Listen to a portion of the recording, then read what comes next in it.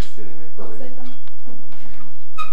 Tā, un pirmais jautājums, kāds man ir, mēs gribējām jums jautāt, kā sākās jūsu sadarbība un kā tā izpaužās ar starptautisko misiju gaisa? Tā, uzreiz ļoti grūti to pateikt. Mēs jau sadarbojamies ļoti ilgi ar Vasiliju Fjodoroviču.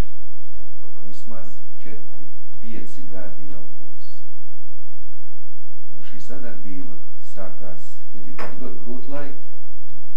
Tagad ir grūti laiki, bet arī bija grūti laiki arī. Visiem bija tādā laikā naudas, bet nebija celtnieku rokas, kas izpild šo darbu. Un Vasilija Fjodorovičs tādā laikā viņš nodarbojas arī ar celtniecības jautājumiem. Un viņam bija vairāk kooperatīvi viņa pakļautībā. Un tie ļoti liels un daudz darbus veids šeit. Tā viņi atremontēja mūsu muzeju. Es domāju, ka visvēlāk varbūt apskatīsiet viņu. Un šī ēka ir tādā kvalitātē, ka šodien 5 gadu stāv. Atremontēja daudz nodaļas slimnīcā. Un šī sadarbība par remontiem iet līdz šai dienai. Šodien vēl otrāds stāvoklis. Nav naudas, ir celtnieku rokas. Man jāsaka pateicība liela, ka šīs organizācijas, kas izpild šos darbus, pa samērā lētām cenām, vēl viss tas notiekās. Nu, un tālākā sadarbība bija ļoti daudz no misijas cilvēku, kas vēlās nākt pie mums un tieši palīdzēt mūsu slimniekiem nodaļā, aprunāties, kā mēs to sakam, psihiatra dvēseles ventilāciju izdarīt, jo mūsu slimnieks maz apmeklē, radinieki maz. Varbūt cik bieži viņi apmeklē? To tā grūti pateikt, bet mēnesi reiz, pie citiem pat gadu laikā neatbrauc neviens. Kad cilvēks paliek slims, sevišķi mūsu slimībām, tad viss viņa aizmirst. Ļoti smagi tas ir bērnu nodaļas. Bērni gaida, aizmirst vecāki, aizmirst skolotāji. Mums pat jāmeklē, neatbrauc, atkārtot jālūdz, lai atbrauc skolotāju šeit. Un tad es redzēju, ka no misijas cilvēki šeit ierodās, tas labi ietekmē mūsu slimnieks. Šeit ļoti bieži notikuši koncerti, ar dievvārdu nākuši cilvēki. Pēc tam es redzēju arī, ka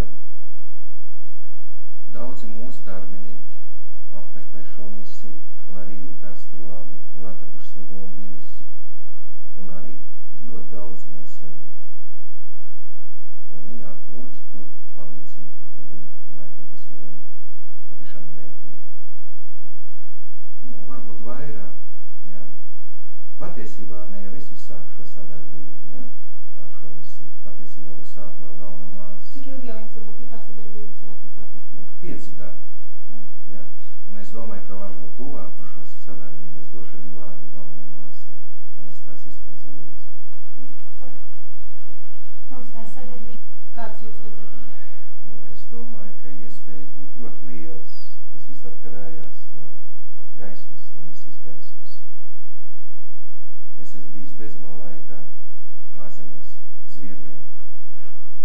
Un esmu redzējis, ka Zviedrijā medicīna gājas šos beidzamos 50 gadus strauji uz augšu, un mums strauji uz leju. Patiešām nevar salīdzināt. Es esmu bijis pateicoties Vasilijam Fjodorovičam arī Šveicē redzējis, kādā tur ir stāvokļi psihiatrija. Tā ir diena un nakts, tā vienkārši pateikt.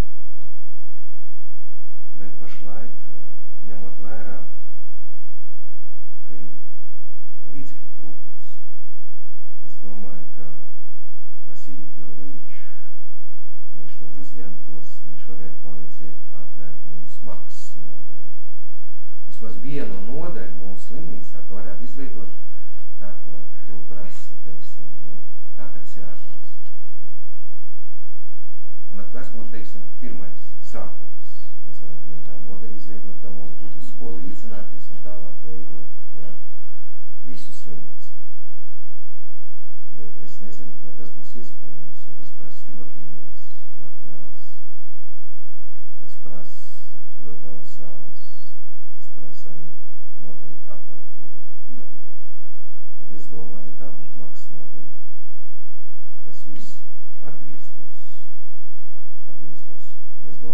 noteikti kategorija cilvēku arī gribētu izmantot šādas nodaļas pakalpojumus.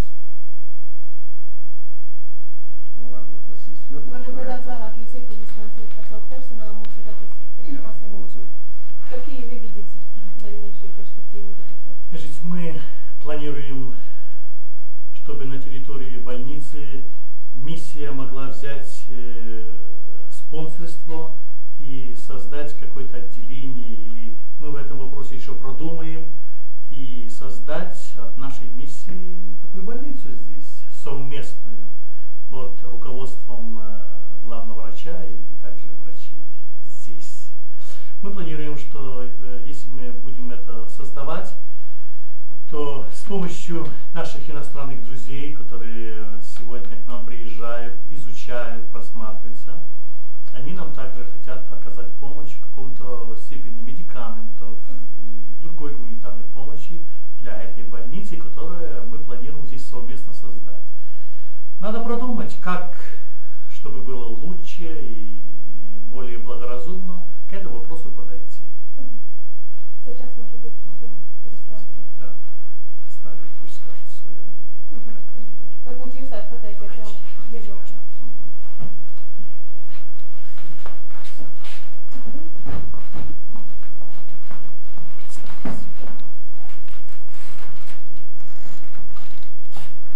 Es varbūt sevi stādiet priekšā, katrs, ja? Pasakiet savu viedokli. Es esmu ārsta Ozoliņa Irēna, strādāju otrā nodaļā kā vadītāja. Mums ir sieviešu nodaļa. Mēs apkalpojam tālos rajonus. Šodien tam ir sevišķi liela nozīme. Varbūt kāds rajonus. Aizkraukli, Ogri, Tālsi un Jātavas rajonas. Nu, šodien tam ir sevišķi liela nozīme, tāpēc, ka transports ir dārgs un tāls. Pie mums ārstējās sievas, mātes, metas un ļoti reti var atbraukt ciemi. Un mēs esam priecīgi par katru, kas pie mums atnāk vai atbrauc, ja? Un tad palīdz ar labu vārdu, ar koncertu, un līdz ar to palīdz mums nomierināties. Zāļu mums ir maz, un mēs ceram uz sadarbību. Esmu 16. nodaļas vadītāja Liepiņa. Un es arī domāju, kad kontaktu ar kristīgo misiju mums vajadzētu izturēt, jo pēdējais gads it sevišķi